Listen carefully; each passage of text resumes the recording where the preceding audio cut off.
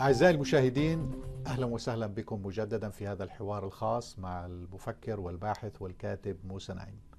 Dr. Naim, I was asking you before the break about assessing the performance of Barack Obama, who came with so much excitement, and he has now in his second term, and it seems to me that there is lots of kind of missteps or reservation about the way that he's conducting foreign policy. I don't want you to assess entire performance. I'm talking about how he conducted foreign policy and in relation to what the book is talking about. And so what I said is that my experience in Washington, I have 30 or more years here, is that presidents come with plans that clash with surprises. So President Obama had all kinds of ideas of what he wanted to do at the White House. And the first thing that happened was that the financial crisis in the United States and globally was much bigger and a big threat to the world and to the United States that anyone had anticipated. So that consumed a lot of energy, a lot of money, a lot of attention, a lot of political capital. And that was not in the plans. He had not planned for that. Then all of a sudden, and without the United States having anything to do with it, the Arab Spring erupts. It starts in Tunisia, and then there is Libya, and then there's Egypt, and then there's Yemen, and then the situation in Syria. Again, the United States had to respond to that. That was not in the plan for President Obama. And then all sorts of things happening in the world, the situation in China and the China slowdown. Then you have all kinds of surprises with WikiLeaks. And more recently, with Snowden and Manning, the leak, the secrets of this superpower. That are an example of what I'm talking. We're talking about individuals. Manning, which was a very, very junior military officer, was able to give to WikiLeaks all the secrets of the United States. And the same with Snowden. And so this is an example. This is not traditional spying. This is different. This is more aligned to the sort of things I discussed in the End of Power. So you attributed the difficulties of conducting foreign policy not because the refusal to adjust to the new reality? There is a difficulty all kinds of difficulties, but mostly is that now you have a proliferation of actors that play a role. WikiLeaks and Snowden and the Arab Spring and people in the streets. And those are they were never very important parts of. The idea of foreign policy rests on the notion that you have a central entity that is capable of dictating to the world what they're going to do or not do. The State Department and the White House and the United States have the power to have a foreign policy. They have a vision and an execution of a vision to the rest of the world. That is still there, but now they have to contend with a very difficult, very complicated reality, full of surprises, full of new actors, full of players that use a completely different book and strategies to deal with the world. You alluded to and mentioned the issue of the Arab Spring. And since our audience mainly are in the Arab world, I would like you to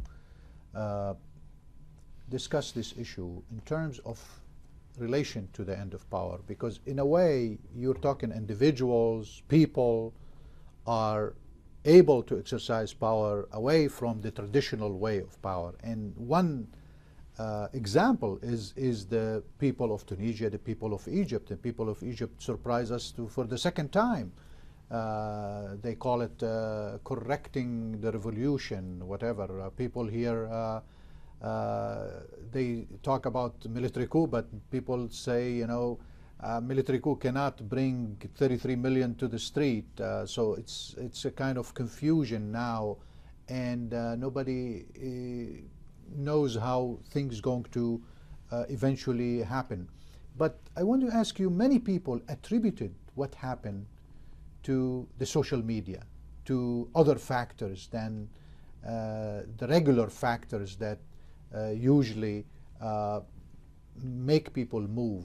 And so from one hand, you're talking about even on the individual losing power. And from hand, there is an empowerment that occurring on the street, and phenomenon only limited to a certain degree now to the Arab world. But I want you to tie up that with the Occupy Wall Street movement in the United States, who tried to emulate a little bit what happened in the so-called Arab Spring. So when I started writing the book, the Arab Spring had not happened, and the Occupy Wall Street did not happen. And so, you know, but as these things were becoming a reality, I saw them as part of what I was writing about. And I came up with an explanation for these trends, which are global, as I said. The Arab Spring is very specific. And has to do with the realities there, but it also is driven by global trends. By that I mean that what we're talking about is the falling of the barriers that protect the powerful. If you are powerful, that means that you have something unique, a very large army with a lot of weapons and a lot of soldiers or ships. Or if you're a politician, you have a lot of followers and voters. If you are a company, you have a technology or you have a lot of money, so on. You have something unique. And that provide barriers that protect you from challengers that want to take away your power. Well, what I'm saying is that those barriers are falling, and are falling for three reasons, for three revolutions that are happening in the world. I call them the more revolution, the mobility revolution, and the mentality revolution. The more revolution captures the fact that we live now in a world of profusion, of abundance, there is more of everything. There is more people, there is more nation states, there is more political parties, there is more religions, there is products, it's more of everything. And the numbers are quite staggering. If you take any indicator that measures the human condition and look what it was in 1990 and what it is today, you will see that there is a skyrocketing growth in caloric intake, how much people eat, how much people know, how much they go to school, how is their healthcare, how many years they live. Of course, there's still great poverty and inequality and all that, but the progress has been staggering. And not only we live in a world where there is more of everything, but that the more we have moves more, and that's the mobility revolution. And the combination of the more with the mobility creates a mentality revolution, a change in expectations, in what you're willing to tolerate, in what you are willing to fight for, in what you're willing to accept, aspiration, expectations, and values. The more revolution helps challengers to power to overwhelm the barriers that protect the powerful. The mobility revolution helps the challengers circumvent the barriers and get power through different ways. And the mentality revolution is eroding and undermining the barriers that protect the powerful. And the three together create a world in which power is harder to use and easier to lose. And that is what's happening in the Arab Spring. You have more of everything. You have more people that are young, and more people that were well informed, and more people that had the capacity to do things, and more technology. Absolutely. The technological factor was very important, but technology is a tool, and tool requires users. And users require direction and motivation. And the direction of motivation of the users in the Arab Spring that used it for political purposes came from the three revolutions.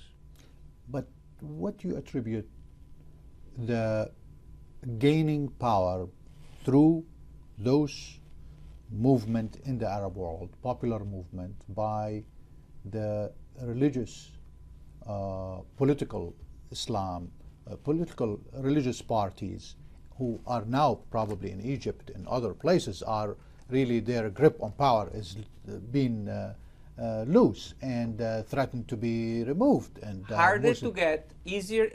The Muslim Brotherhood is a perfect example of my point. For the Muslim Brotherhood in this time, power is becoming easier to get. They can get to power, but they don't know what to do with it, and they lose it much faster. And that is happening everywhere. We are seeing it wherever they are in power now. You mean if others than the Muslim Brotherhood gain power there, they will suffer they will suffer the same thing, even if it's the military, let's say. Well, look at al-Sisi and its constraints. You know, compare General al-Sisi and what he can do and cannot do to his predecessors. General al-Sisi now has to talk with the Qataris and has to talk with the Turkey military and the United States and Europe and its own people and the Muslim Brotherhood he cannot completely exclude. And he has political movements. He needs to play with much more centers of power than his predecessors. But I must tell you, because we are here in the United States and we're talking about United States interaction with the world, that it was really odd to have the Assistant Secretary of State, Burns, in Cairo, and you have, at the same time, McCain and Lindsey Graham going to, with different messages. You know, some saying this is a military coup, and the others saying, you know, we want to mediate to have peaceful and resolution. that's to my point of the profusion. You have more of everything. You have more fragmented centers of power. That's an example. How about the example of handling the Syrian crisis? With the United Very States? interesting. The Syrian crisis. Compare the Syrian crisis to climate change. What do they have in common? Well, there is absolute consensus that both have to stop. We need to stop the carnage and the assassinations and the massacres in Syria. And what about climate change? There's great consensus that we need to control emissions so the global warming doesn't continue, and climate climate change is not that dramatically bad for the rest of the world, for the world. Yes, while there is consensus that the Syrian crisis need to be stopped and that CO2 emissions and global warming have to be stopped, no one seems to have the power to stop them. One of the best examples of your three revolution, you talked about the more revolution, the mobility revolution, the mentality, you alluded to it in the book about, I think, India, right? They are working those three revolutions simultaneously, working in the Indian outsourcing industry, which generate billions of dollars in revenue and employs millions of Indians. But at the same time, this is based on Indian being able to be connected to the world. But how about what's the future of India in this whole scheme of things based on what's happening with more than 1 billion people there? One of the most interesting situations to watch is to compare India and China. Mm-hmm. China has a very centralized government, has a communist structure, and it's in a capitalist economy in many ways. It's an export-oriented, manufacturing-oriented economy. India has a democracy, highly decentralized, in which provincial governors and are very powerful and rather independent, and its economy is service-oriented. And both are growing at double digits. Those both have had a very important economic performance, very good economic performance. Let's see what happens in years to come.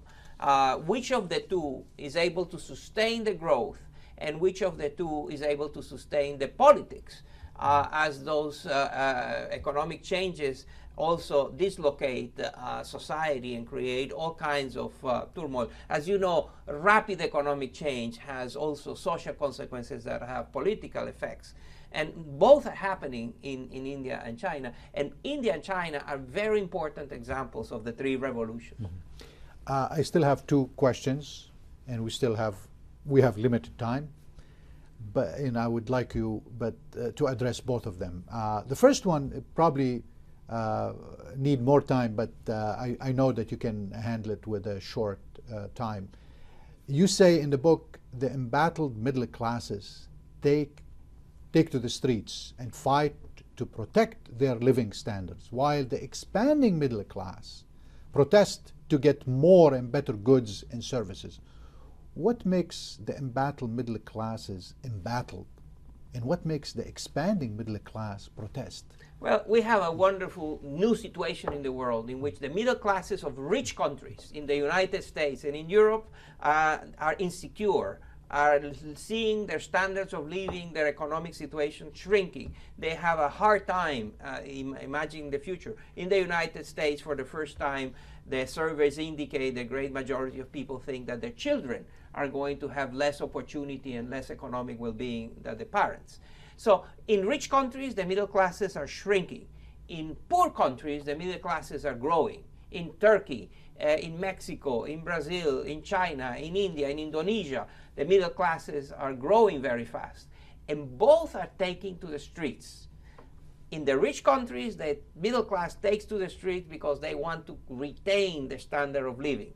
And in the poor countries where they are expanding, they want to get better services on the part of the government. Well, there is my last question would be, we are living in the age of the end of things. Every time, for me, probably for others, look into the title, The End of Power, they are being reminded of another book at another decade by Mr. Fukuyama, The End of History. Some other people, they say The End of the World. Mr. Fukuyama changed a little bit his position that presented in the end of history when he said that liberal thought, democratic liberal thought is dominant, and this is how he described the end of history by winning, over the Soviet Union. Do you think that the end of power going to have any kind of challenges with time to challenge this notion and to have some maybe another book with a slightly different take on this, the end of power? Probably, yes, and I expect that. I have to say, Frank Fukuyama is a good friend of mine, and he's one of the people that read my book several times and gave me detailed comments. I'm very grateful to him. I am an admirer of Frank Fukuyama, and as you said, his ability to see the world in a very big way and adjust. I have been, and of course, as I was writing the book, I was trying to think very hard in which way what I'm saying is going to be challenged and how can I understand, and perhaps they're right. My critics will be right. And that's the book is there. So far, the book has been out now for a few months, and it has attracted a lot of attention, and there are hundreds, literally hundreds of reviews of the book. And no one has really challenged yet the central theme. But as I said, and as the book says, everything now is more transient. So I expect that someone will write a better book or will write a critique that will show that what I'm saying there is not absolutely correct, but it hasn't happened yet. I'm sure it's going to generate more reader for your book, this interview. And I'm sure you agree that the power that you have has limitation too, absolutely, right? Absolutely. Well, thank you very much for thank you for the opportunity. We very really interesting conversation. Thank you. أعزائي المشاهدين، شكرا جزيلا لحسن استماعكم، وسنلتقي في لقاءات خاصة أخرى في المستقبل. إلى اللقاء.